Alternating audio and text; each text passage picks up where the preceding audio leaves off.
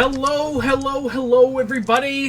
How we doing out there in Magic Land? It is that time again. It is Thursday night. It is just about 9 o'clock. Mr. Scotty Mac here, of course, for Mastering Magic. I am joined this evening by an excellent guest. I'm so glad to have him on board. He is one of the prominent New York Magic players on the SCG scene. He, of course, watched him dominate his competition. Fell to the Queen, but dominated his competition all through Providence. We have the one, the only, the boss himself, Mr. Andrew Boswell.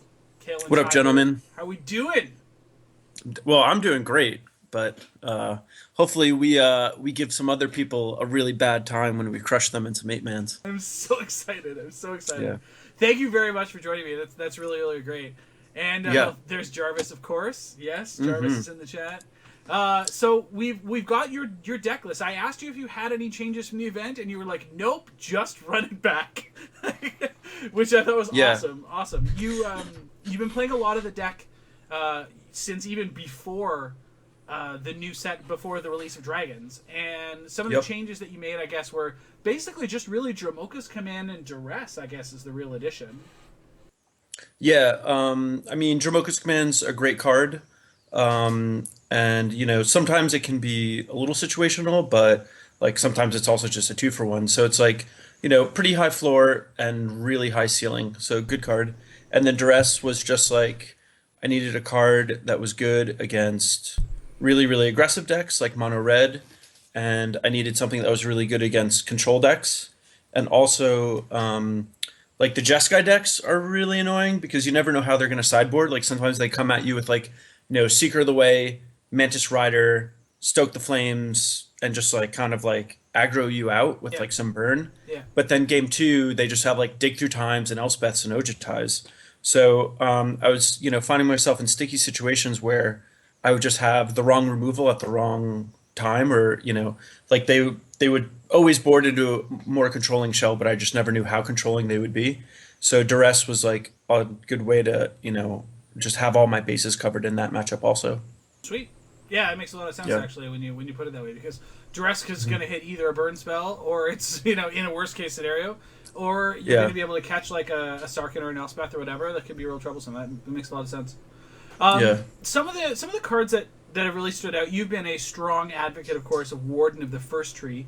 Which was originally a Reduke suggestion that, I can't take all the credit. I play it a lot. Gives me all of his good ideas. So this is, at first everyone was like, oh, this is just a bad figure of Destiny, and I really kind of didn't play a lot with it myself. I kind of looked at it and went, well, it was really unimpressive every time I saw it on the board, and then of course there are 2 of them in Brad Nelson's list from the Pro Tour, which I've been playing a lot of, and the 2 of them really impressed me. Just like as a couple of, and occasionally get out there, and just as another mana sink, it was really attractive. And then I watched you play with it on the weekend. I was able to catch almost every single one of your feature matches, fortunately. And there were quite a few of them. That's an achievement. There were quite a few of them. It was nice. Yeah. I was watching it all day, and you really showed like a masterful efficiency with the card. And so it's something that I wanted to make sure I asked you about in terms of, is a lot of the value of the card kind of threat of activation and late game top deck value, or where's your thought on this card really? Well, basically, I sort of feel like in a very, very like fundamental sense, the card does everything.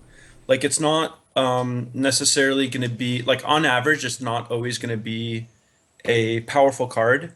But just in like a general mana sense, or like a general magic sense, you just want to start using all of your mana as early as possible, and you just want to continue using it.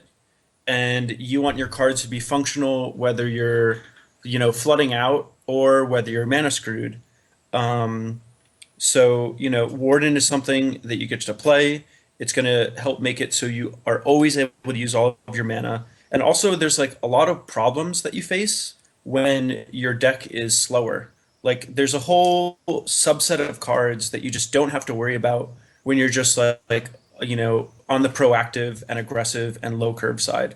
Like 5 and 6 mana spells, they'll beat you, But if you just have all of your cards be a lot cheaper, they're not going to beat you on average.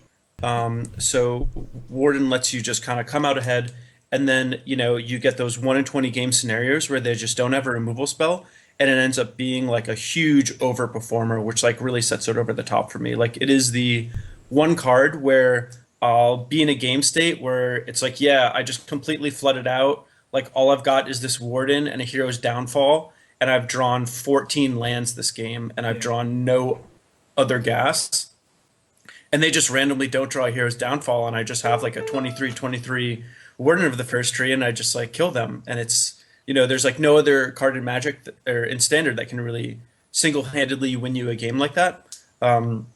So just in like a very, very fundamental sense, it does like kind of everything you want a card to do. And it's also aggressive. So when you're aggressive, you get to not worry about all the things that your opponent's doing. And then you have, those 1 in 100 games or whatever, where it's just going to be like a colossal beast and just really crush your opponent. Okay.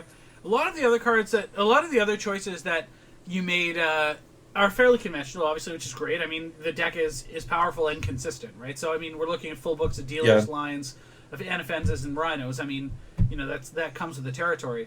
hmm So full books of downfalls, a removal spell that kills absolutely anything you needed to kill is great. Ultimate Price has been a card that I know has been, really performing well in the rise of, it's good against mono red, the devotion Yep. strategies, red green dragons, that sort of stuff. Like a nice hmm point click spell is really good. But a card that, like, so there's two choices that you've made here, which I find really interesting. Not like mana base notwithstanding. We're going to talk. I Yeah. want to talk about that separately. But Sure. Brimaz, King of Oreskos, has been a card which traditionally has found its way in some numbers in a deck like this.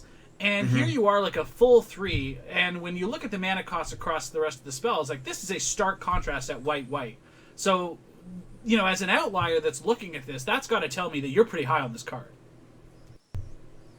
Yeah, I like Brimaz a lot. I mean,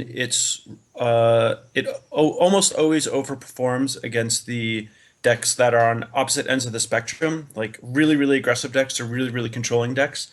The more like engine decks or just like kind of the mid-range creature decks, Brimaz can underperform against those a bit. But you just want a good creature that's efficient, and you want to like fill out your curve so that you consistently have 2 drop, 3 drop.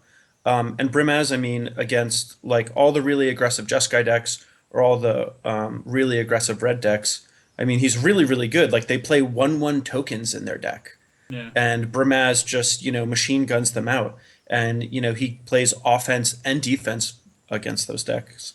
I mean, it was a lot more obvious how good he was when people didn't have access to like roast. But I mean, he's still really good, and if he does eat a roast, that means your siege rhino is probably going to stick.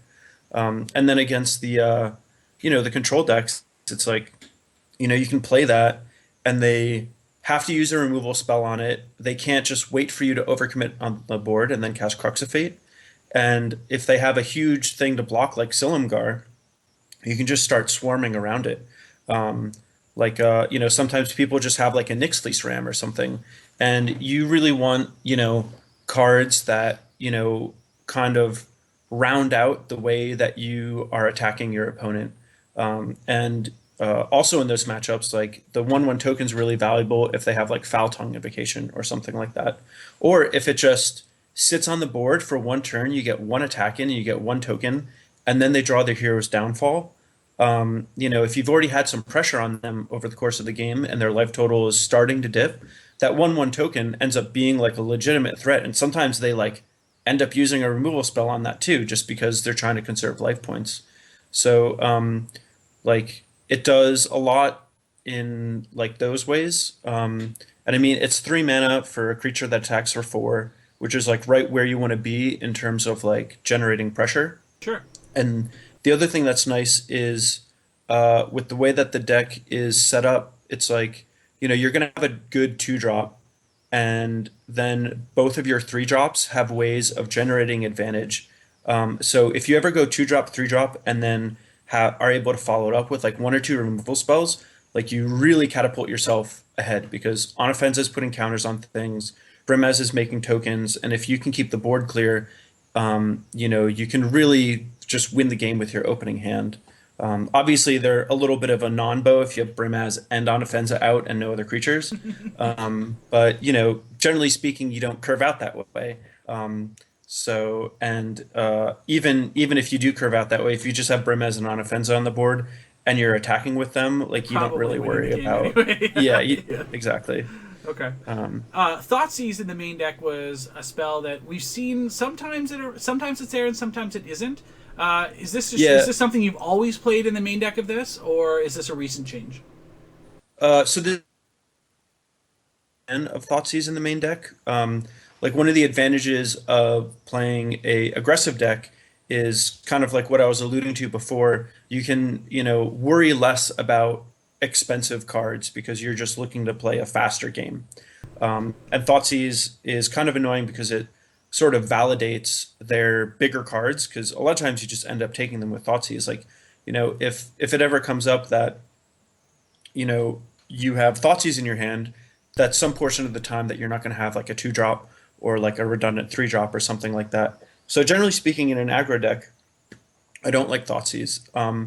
And when I played in GP Miami, I had a similar run as I did in Providence, where I was like really, really dominant through the Swiss, top aided, and then like lost to a Hornet Queen. But at that tournament, I was really, really creature heavy, and the Abzan Aggro deck was like at its best then, because you should just play creatures and attack, and like a lot of times you just didn't have to worry about what your opponent was doing at all.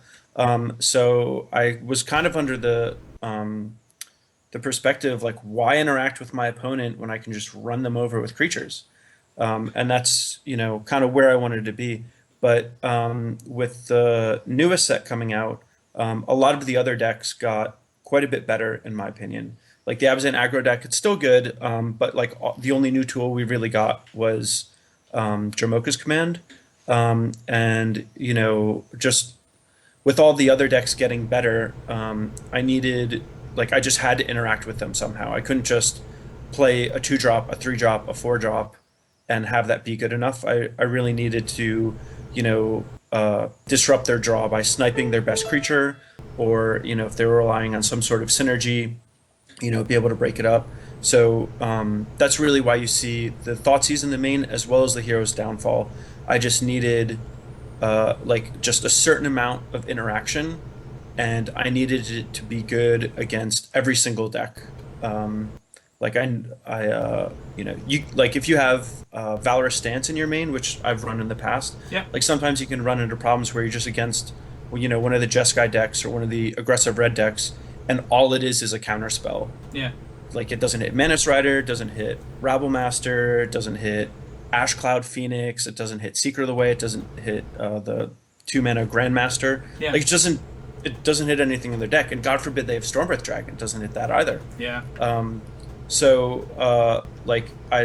With other decks getting better, I just needed to have a certain number of interactive spells that was higher than what I was previously playing, and I needed them to be good in every single matchup. So Thoughtseize just sort of fit the bill in that regard. Nice. Also, obviously explains why you're at a full 4-pack of Heroes Downfalls as well, following along that. Yeah. Logic. Yep. Okay. Yeah, and I mean, like, I don't even like Heroes Downfall that much. Like, I'd much rather be playing cheaper alternatives, like just more ultimate prices, or like, Valorous Stance, or just, I'd rather, like, a 3-mana removal spell is like good, but it's like really, really fair. Like if they play Manus Rider and you Heroes Downfall it, it's like, okay, that's a completely even trade. You're not getting ahead in that. And, it's really nice when, in a perfect world, every single card you play just gets you a little bit ahead. So if you're just paying 3 mana to kill a 3-mana creature, that's not very good. And sometimes you end up just having to kill like their Seeker of the Way because of the way the game's playing out, and then it feels like awful. But again, like the field is really open. A lot of the decks are really good.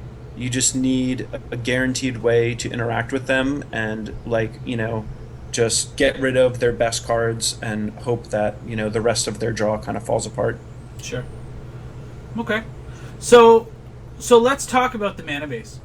Sure. Okay, so Abzan, so we'll talk, and we'll get to that in a minute. Actually, we might as well ask that now first. So Abzan Charm is a card that you and I have talked about briefly offline, Yeah, good and card. it's a card that you've opted not to play.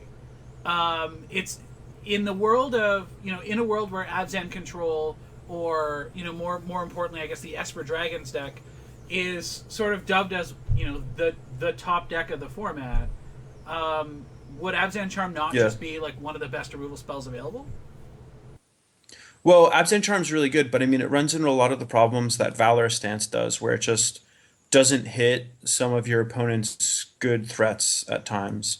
Like I remember, like really early in the season, like kind of shortly after Pro Tour Honolulu, that was like when Ari Lax won with Abzan Control, Yeah. and I was playing like Abzan Control, like pretty similar list in a lot of the opens, and I did like fairly well with it. Like I got one top eight, but I would typically board out my Abzan Charms against all the Jeskai decks because it doesn't hit Stormbreath Dragon, it doesn't hit any of the two drops. Sometimes it gets stuck in your hand, and you like don't even necessarily want to draw cards with it because they're playing a They're bunch of pressuring burn your life total. spells. Yeah, exactly. Yeah. So, and then when I played the aggro deck, I think at Miami I actually played one Abzan Charm, and it was pretty good. Um, but like, it's like best used as like a combat trick for the most part. I mean, it is valuable that sometimes you can hit an Ash Cloud Phoenix with it or something. Um, but for the most part, the main reason I'm not playing it is just because I don't even like 3 mana removal spells.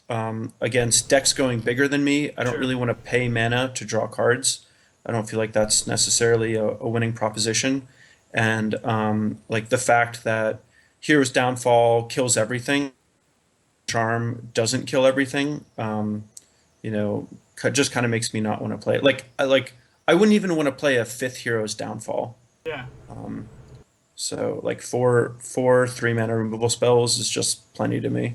Okay. Like if you were playing the deck though, and like you just wanted an Absent Charm, you could easily cut one of the hero's downfalls and play Absent Charm. And I mean like the one thing about all the Absent cards is they're all so good. Yeah. You're not going to make a horrible mistake by having an Absent Charm in your deck. Like it's just a great card. So like I can give you the reasons like why I'm not playing it, but I mean I'm sure if you Brad and BBD played Absent Charm in their deck, right? Like three From of the them. PT. Yeah. Yeah. I mean like if you talk to them, like they'd probably say great things about it, and I would say listen to like both perspectives and kind of decide on your own. And if you're a fan of the card, just play it Yeah. because And like what fits your you can't go your wrong. vision, right? What fits your vision of Yeah. the deck and how you want to execute it. Okay. Yeah. And Tazger is just like great value, right? Like that, the rate on that card is almost always going to be insane. I mean, as a late game threat that plays on turn 3 sometimes. Yeah, I like- mean, like there are times where, yeah, you just like he's just like an Urnimjin or whatever, but like 5 toughness creatures are really good. People have only so many Stoke the Flames, and the five toughness helps get around that. And you can do some nice sequencing things where you just cast 2 spells a turn earlier than your opponent would expect. Yeah. And yeah, I mean, he kind of doesn't fit the deck in certain ways because he's definitely more of a mid-range card. And I didn't play him at Miami, but like because I brought the Thoughtseizes in, I brought the Tasker in. Like a lot of times you get like, especially now with other decks being good, like other just random creature decks are a lot better. Like I do worry about just flooding out. Like all of my cards will be better than my opponents, but theirs will be still just good enough to trade. Like they'll have an Heir of the Wilds that trades with my Fleecemane Lion, and then their Boon Satyr trades with my Anafenza or whatever. Yeah. And it's just things end up playing out in a way where it's just whoever floods out first. So just for like a just general open field, I've liked Tassiger quite a bit just to kind of it's like another thing that kind of rounds out how you're attacking the game, and it gives you something you can draw in case the game does go long, you're flooding out. Like you just want more mana sinks to make it so that your cards are more potent in like that scenario. Okay. And so the question that's coming out of the chat is obviously the Ciroc Conundrum. So your thoughts Mm, on that card in a deck like this? sure. Yeah. So I think Ciroc's like really, really good. Um, and I mean, like maybe like if you were playing the deck and you just wanted to make a change and you just wanted to play Ciroc, like you could probably just replace Ciroc with Tassiger, and just kind of see how it goes. The reason that I haven't done that in the past is because um, like mostly that five toughness Yeah. is like really good to me. Ciroc being four toughness means that it trades with a lot of other three drops. Like Brimez and Onofenza can block it. Boon Satyr can block it. Like it gets hit by Stoke the Flames. It can't like if they go turn three Rabble Master and then pass back to you and you play Ciroc, they can attack with their Rabble Master and it will trade with your Ciroc. Um, so there's like the issue of it trading down, or and just trading with more spells that kind of turns me off to it a little bit. And the other thing is it's primarily an offensive card, and like before I know specifically what I'm up against, I really like how basically every single one of my cards is good at playing offense and defense. Like Rakshasa, Death Dealer and Fleecebane Lion, they're like great two drops to put pressure on, but like there's no two drop your opponent can play that you're really afraid of because you can just block with your Lion or Death Dealer. Yeah. And the same goes for Onofenza and Brimaz, and the same goes for Siege Rhino. But Ciroc is like really, really, it like puts all of its stat points in aggression. Like it just wants to attack, which Yeah. is, I mean, great. And that's a lot of the times what you want to do with this deck. But being able to pivot and be a little more defensive, make it a little harder for your opponent to trade, and that sort of flexibility that Tassiger gives is like kind of why I've been drawn to it. Yeah. But I mean, you could like all the Abzan cards are so good, you could just play Ciroc and just crush people and be fine. So I don't know. I also haven't played with Ciroc a whole lot, so I can analyze it in like theorycraft, but I haven't like sort of got down in the trenches with it. Okay. All right. So let's talk mana base. So Sure. traditionally, the Abzan Aggro deck is known for having just an abortion of a mana base. And when Hmm. I looked at this, I thought so. The first thing that stands out, of course, is like four mana confluence, and everybody just kind of like their skin starts Yeah. crawling. They're scratching at Yeah. themselves and Hmm. stuff. But when I took a look deeper into everything not mana confluence, I had to stop and really take stock because Yeah. The it's mana's awful if you don't play Mana Confluence. yeah. Yeah, but everything else is so consistent. Like all of your temples, are the same color. All of your Yep. citadels are going to give you, the same color. So, what's the science behind, your temples being black white, your wastes being your turn one cards, like, and not the other way around? Like, is this just all because of Warden? Like, Sure. talk us through some of the selections that you built around for the mana base. Okay, sure. So the first thing that I look at, actually, the first thing that I would look at if I was building mana base and I haven't had a lot of experience with it is on Channel Fireball. There's an article written by Frank Karsten, Yep. and if you just Google Frank Karsten lands magic, you should find it. But he gives a really, really article just kind of talking about how many sources of a given color you want in your mana base in order to see like one or two or three of it by like turn two, three, four, or whatever. So anyway, if you were someone else looking to start or build a mana base, I would read that article. But in regards to my methodology with this one specifically, it did take me a while to get it right. I feel like the mana base is really good right now, but there's definitely a fair amount of trial and error. The first thing that's important about it is you really want as many colored mana symbols as possible. Right now, with the way that it's built, I have 18 sources of green, 18 sources of white, and 17 sources of black. Actually, really, really, really good. Like if you look at a lot of the other decks that aren't playing Mana Confluence, those numbers are like lower. Like even like the black blue control deck, um, like I think like Alexander Hainsliss from Krakow had four Dismal Backwaters. So he had eight black blue dual lands.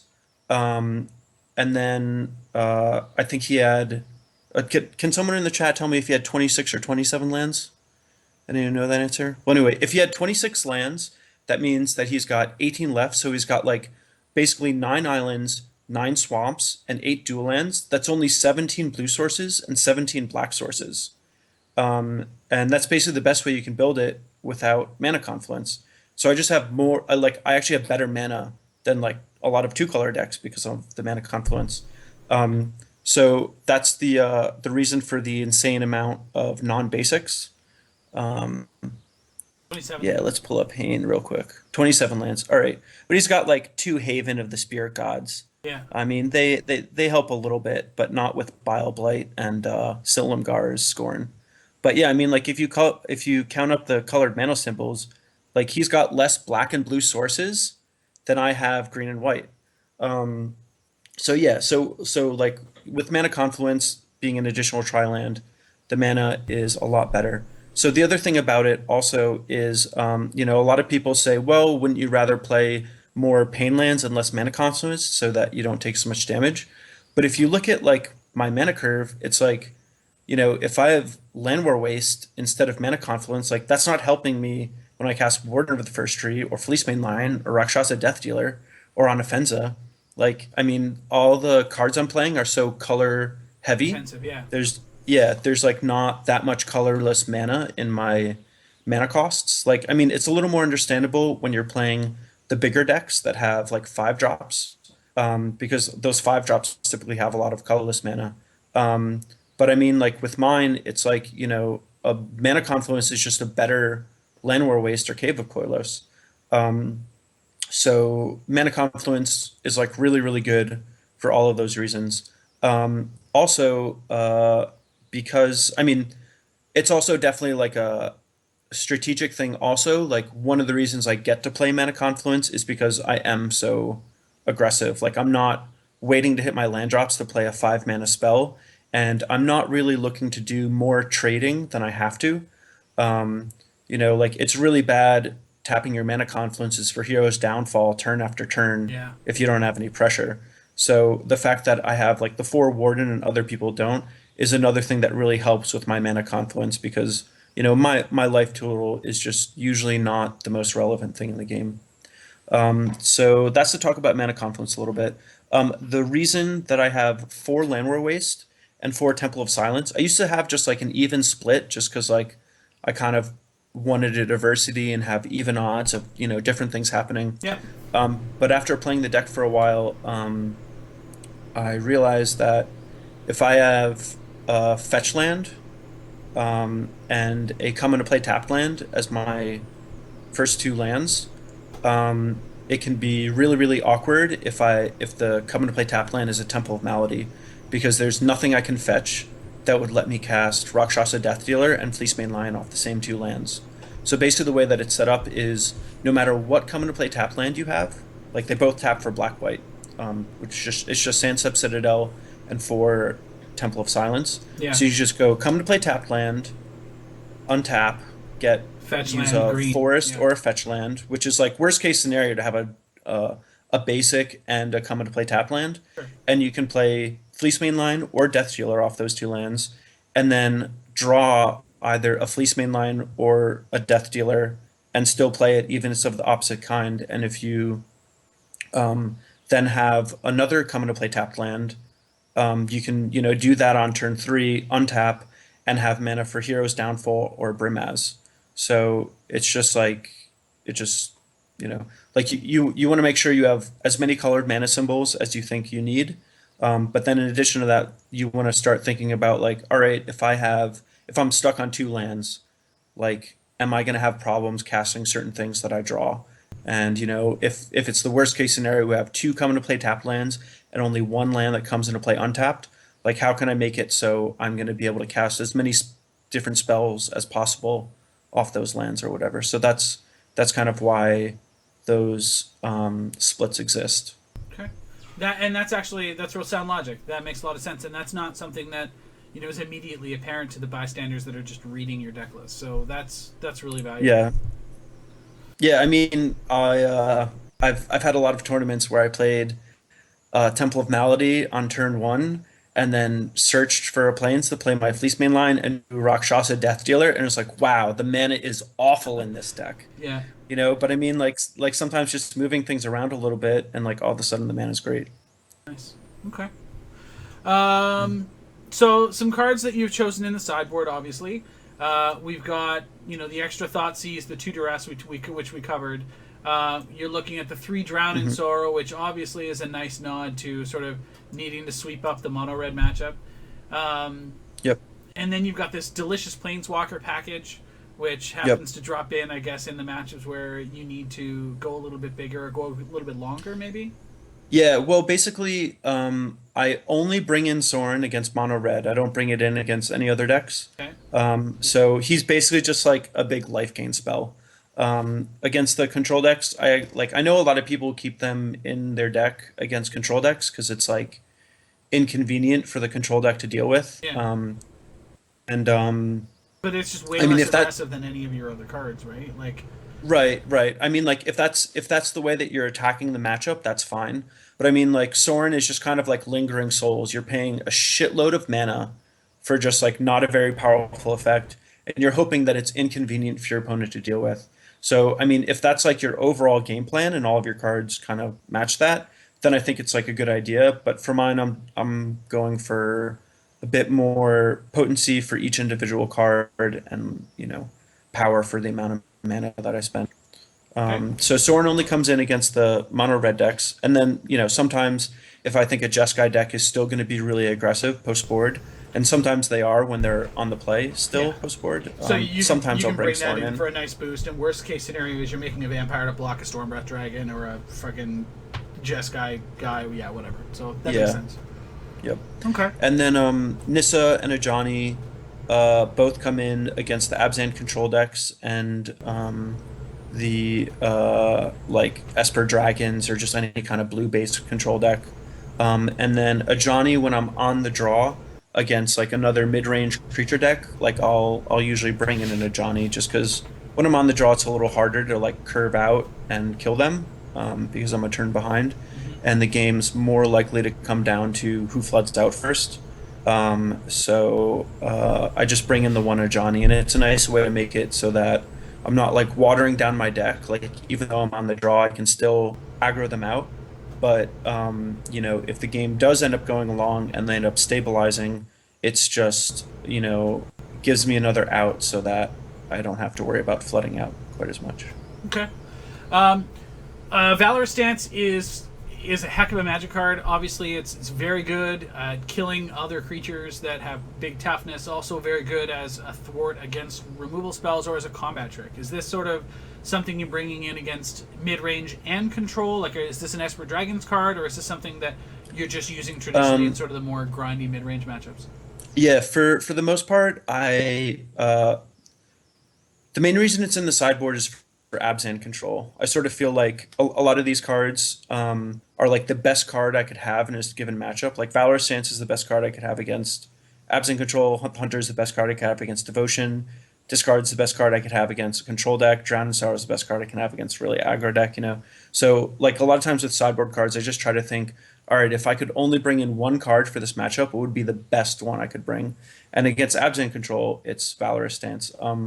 I frequently don't bring it in against control decks, but it like I like keeping a really really high threat density, and I haven't been bringing it in against control decks. But I think I don't know, as I've been playing more and more and like talking to Reed, I've been thinking that maybe I should have some in post board, but it's like tough to say because everyone's deck is different, and sometimes you have Valorous Stance and they just have like an Icefall Regent and you just want to go fuck yourself. Yeah. So I hate that card, by the Yeah, way. that's it. But anyway. Yeah, so I don't know. If we play control, like we should, I don't know, bring 2 Valorous Stance in and kind of ask ourselves how good it is. Sure, sure.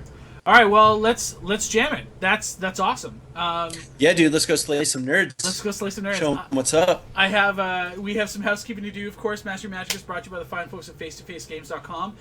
Check them out each and every week for all of your Magic the Gathering needs in Canada. They cannot be beat. Their buy list prices are the best around, not close. So make sure you check them out. 2 locations, one in Montreal, one in Toronto. When you guys are in town for the GP, make sure you check it out. The cafe is unreal. Best food, not close. And I've been to Cafe Mox, and that's something. Also, our MTGO cards supplied to us graciously each and every week by the amazing, amazing crew at MTGOtraders.com. They are the best in the business for service, fastest delivery anywhere, and the guys are just amazing. So if all of you guys are watching, lots of love. There's lots of coupons and stuff that will scroll through the chat as well, so make sure you tune in and show them some love and tell them Scotty sent you. And ever would not be complete without mentioning our libation sponsor. Master Magic is sponsored by the fine folks at Innocent Gun Brewery. So make sure that when you enjoy yourself responsibly or irresponsibly, you do so with an innocent gun. Cheers, ladies and gentlemen. That all said. Cheers. That all said. Get to it.